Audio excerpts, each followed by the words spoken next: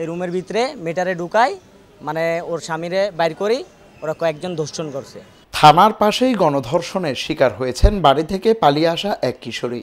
মঙ্গলবার রাতে নগরীর খুলশী থানার বিপরীতে পরিত্যক্ত একটি ঘরে এই ঘটনা ঘটে। খবর পেয়ে বৈষম্য বিরোধী ছাত্রদের একটি টিম ঘটনাস্থল থেকে জড়িত আবুল কালাম নামের এক ব্যক্তিকে আটক করে পুলিশের কাছে সোপর্দ করেন। আচ্ছা, আমরা প্রথমত হচ্ছে গিয়ে ঘটনাটা যেটা আমরা জানতে পারলাম সেটা হচ্ছে আনুমানিক 2:30 বাজে।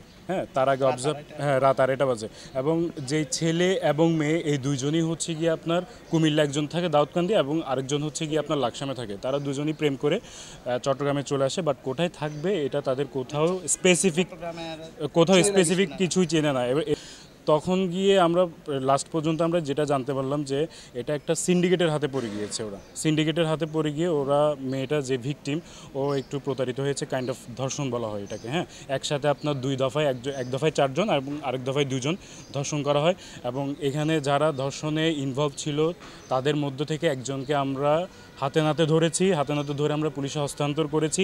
এবং বাকি যে ধর্ষণগুলো আছে ওগুলোকে আমরা পুলিশকে কোঅপারেটিভ করছি, আমরা পুলিশকে সহযোগিতা করছি যে ওদেরকেও ধরার জন্য। সেই ভিকটিমকে সামনে যখন হচ্ছে ধর্ষককে আনলাম যে এ কি ছিল আপু, হ্যাঁ এই ছিল, সেই মেয়েটাই আইডেন্টিফাই করেছে হ্যাঁ এই ছিল, তখনই আমরা আইডেন্টিফাই করেছি এবং তখনই আমরা পুলিশের হাতে হস্তান্তর করেছি। আমাদের এলাকার যে কিশোর গ্যাংয়ের একাংশ এই দর্শনে জড়িত ছিল। পরিস্থিতি ইউনিভার্সিটি এরিয়া, হলি কিচেন, খুলশী থানার এই এরিয়াতে তারা এর আগেও চুরিচামারি করেছে।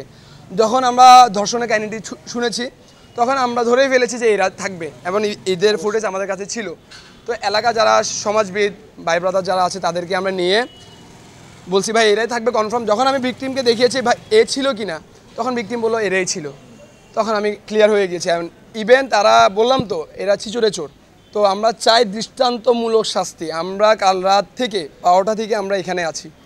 সো আমরা যতক্ষণ পর্যন্ত তাদের বিচারে আওতা না আনা হবে, সবগুলোকে যতক্ষণ পর্যন্ত ধরা না হবে আমরা থানা থেকে যাচ্ছি না। যে এদিকের বকেটে কয়েকটা ছেলে ফেলে রাস্তার রিক্সা চালায়, কেউ নেশা করে, এই রুমের ভিতরে মেটারে ঢুকাই মানে ওর স্বামীরে বাইর করি ওরা কয়েকজন ধর্ষণ করছে। ধর্ষণ করার পরে এলাকার হয়তো কয়েকজন দেখে নিয়ে গেছে এলাকার ভিতরে, নিজে বলছে যে এরকম মেটারে ধর্ষণ করছে, গণধর্ষণ করছে আর কি, 3-4 জন মিলে করছে। ওই ছোটো ভাই তানবির তারা ছাত্র তারা খবর পাওয়ার পরে ইনস্টন ওদিকে গেছে, যাওয়ার পরে যখন দেখতেছে যে এরকম সিচুয়েশন, তো লাস্টে ছেলে আর মেয়েরা আলাদা করে রাখার পরে ছেলেটা ভাগে গেছে। বাড়ি থেকে প্রেমিকের সাথে চট্টগ্রামে ঘুরতে আসেন কুমিল্লা জেলার কিশোরী। রাতেই খুলশী থানা এলাকা থেকে স্থানীয় কয়েকজন বখাটে তাদের দুজনকে থানার বিপরীতে পরিত্যক্ত একটি ঘরে নিয়ে গিয়ে মোবাইল ও টাকা ছিনিয়ে নেয়।